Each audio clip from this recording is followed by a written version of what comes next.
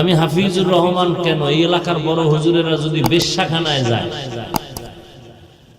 কোথায় প্রস্কোয়াটার, নারীদের মদের আড্ডা, নারীর আড্ডা, ওখানে যদি কোনো হুজুর যায় যে আমি হেদায়েতের জন্য আইছি, তাহলে এলাকার যারা ঠান্ডা মানুষ এরাও কবি তোরা এই হুজুরের হেদায়েত কর, হুজুরে কেন হেন গেল।